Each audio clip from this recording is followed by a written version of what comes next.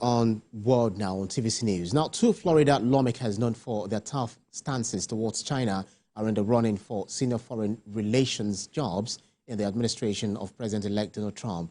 Mr. Trump's administration is starting to take shape after his win in last week's presidential election. Some of the appointments, including Secretary of State, will require senators' approval, although Mr. Trump has demanded that the next Senate leader let him bypass this. The reported roles of Rubio, Walz, and Noem come after Mr. Trump made Susie Wiles his chief of staff, named former immigration official Tom Hillman as his border czar, and nominated New York Congresswoman Elise Stefanik as his future ambassador to the United Nations. A president-elect has responsibility for about 4,000 political appointments during his first presidency. It took Mr. Trump months to assemble his cabinet. Let's talk this through by speaking with Ejike Okpa, who is in Texas and he joins me on World Now. Thanks so much for joining us, Mr. Okpa. Donald Trump's appointment of Mark Walz, for instance, as National Security Advisor is getting some reaction. But given Walz's military background and hawkish views, how do you think his new role will intensify existing tensions with China, particularly over Taiwan and military posturing in the South China Sea? Thank you for having me. The president has to nominate or designate somebody who he believes is going to get the job done for the American people, while serving under his administration. China and Taiwan, I think everybody's now waking up to a new day. There's a new sheriff in town to make some adjustment. America is not about confronting nations, but when nations confront America, America is going to, stand up to it. So I think China is now, making an adjustment and say, okay, well, this new guy who's going to be Secretary of State or Foreign Secretary of State, how are we going to, deal with that? And we don't know. We don't know until January 1 when he takes over as president. And then, it's going to be a new wave of reactions and adjustments. Interesting. But then if you look at Walz's hardline views, it actually aligns with Trump's America First policy, which has previously led to trade wars. Do you foresee a renewed emphasis on economic sanctions or trade restrictions against China? And what impact could this have on global trade? Well, America is going to always trade with whomever wants to trade with America. And vice versa, trade is either bilateral or multilateral. So when you're trading with China, for instance, China has been dubious.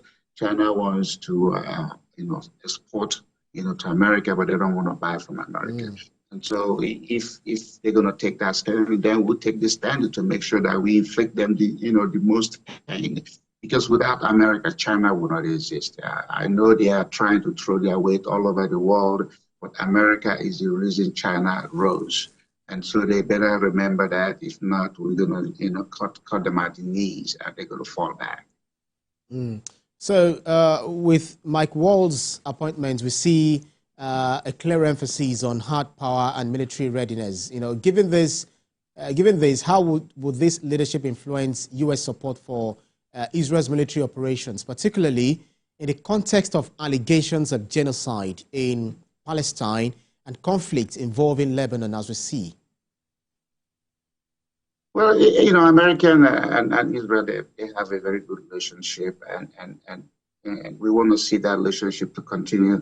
But at the same time, we want to see the Palestinians and the Israelis, because these are two neighbors, and there's nothing America is going to do, to have peace over there if the two neighbors don't look themselves in the eye and begin to say, hey, love thy neighbor. What is it? Love is proximity. The nearer, the better. The genocide or massacre, it doesn't even have to be a genocide to call the world attention. Just one person being killed for things that should have been prevented is enough to make all of us say, what are we doing? We're not back in the Stone Age, when people did things and they get away with it. So I'm thinking that, with the nature of Trump and his relationship with Netanyahu and the Palestinian Authority, maybe the three people will come to the table. But nothing is going to happen if the two warring factions don't look themselves in the eye and come to terms with what it is they're fighting. America can only take sides, and that side we know where it's going to be. But at the same time, nations have to take responsibility in order to make their own citizens have a peaceful existence in the area they want to live in. Well, in talking about America, having to take sides, we know that America already, sides with Israel, with the rhetoric of always saying that Israel has the right to defend itself. And we see how, children and women have been killed in Palestine, with also all that kind of unwarranted killing that we're experiencing in Palestine and extending it to Lebanon.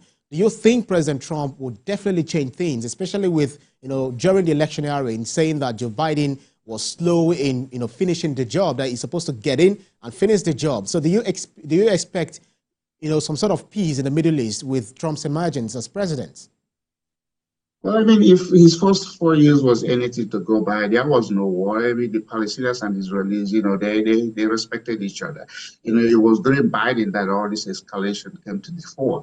And so hopefully Trump doesn't want war. Trump doesn't like people to die. He's the one president that say you don't have to die to come to America.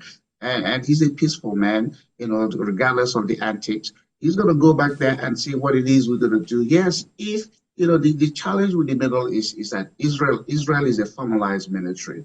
The Palestinians they are not formalized. So you have the guerrilla attack, and when this guerrilla attack is that there are no rules, there are no boundaries. All the rules about war is off the table, and they're gonna try to inflict as much pain as they can. So, and they do it from anywhere they think they can do it, from either hiding in Lebanon to attack Israel or hiding somewhere else.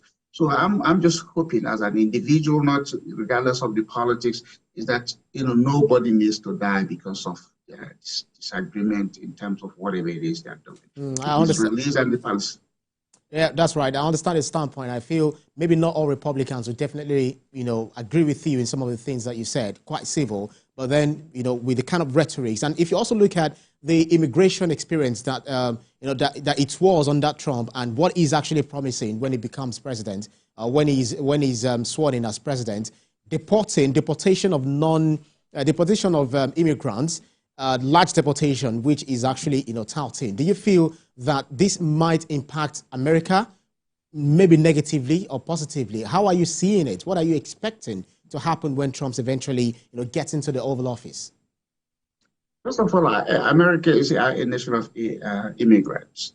Okay, so what we say, we've passed some laws that say the illegal immigrants shouldn't come here and break into our home. America is our home. Every country that's going to have respect and integrity must insist on their law not being violated. Just let's go back. Even Nigeria, at the time, Nigeria kicked out Ghana. Okay, so this is two black nations and they did it to themselves. So let's not just look. America does not owe anybody the right of entry. Immigration is a privilege. I was denied visa 2 times before I got it the 10th time, and I came to America and I availed myself of what naturalized citizens can avail themselves. Respect other countries. Don't, because of challenges in your own country, be entitled to break into somebody else's country. I don't support it. I don't agree with it. I think if there's a way, either to deport them, just so that they say we can do it, and then punish them permanently, they will never become American citizens for the fact that they broke into America. Maybe that will now send lessons to other people. But how are we going to physically remove them? I don't know how that's going to be. But now there's, sometimes you have to put the fear of God in people so that they can respect you. We need for America to be respected. America is the most welcoming country in the world. You just have to come in here and know where you are. And if you need to change your status to become a legal permanent resident or become a naturalized citizen, then do it. Instead of thinking because there are challenges in your own country, then you go to, how many of us will go break into our neighbor's home because there's no food in our own home? If you do it, you become a thief. And then what happens to thieves? They get punished. Interesting stuff. But then, do you feel that because during the electioneering, we saw that the U.S. was actually somewhat fragmented along political lines, where you have the Democrats going one way and then the Republicans, even some Republicans, went ahead to vote for Kamala Harris. Do you see Trump, one way or the other, uniting the people of America, as one indivisible family? Well, if you go back to the history of America from 1776, when America became independent and fought the British, it has never been one unified America. But when it comes to certain things, America will rally around. The Democrats is a group of, people that believe in this come one, come all. In economics, don't we have a phrase that says barrier to entry creates value? I mean, that is still what everybody wants. We're not saying don't come. We say come legally. So the Democrats wants to infiltrate America with people and then give them the right to vote. And then because they did it for them, they always want to cheat in order for them to win. So that is what they are doing. But Americans are saying, no, don't do this. This is not fair. So whatever there are some Republicans that voted for, from Democrats that voted for Kamala Harris. The outcome is what? We have a mudslide with a mud slap. The Republicans, Trump did it not just to Kamala Harris, to Obama, to Clinton, to Biden. He stood up to all of them, and the American people backed him up. That's why the winning is such a very sweet spot in America right now. So maybe the Democrats will now go back and think through how they have talked at Americans and imposed things on Americans. Americans may not get it all the time right, but when they decided to get it right, they do it big way, and that's why Trump won. Right, interesting stuff. But then we'll see how it's going to pan out at the end of the day, for the people of America and Donald Trump, presidency, how it's going to be. Because he's an open book, as they say, and we tend to see so many things that are expected and quite not expected, the global scene. Ejike Opa, thank you so much for your keenness of insight, the global affairs analyst. Thank you. Thank you for having me.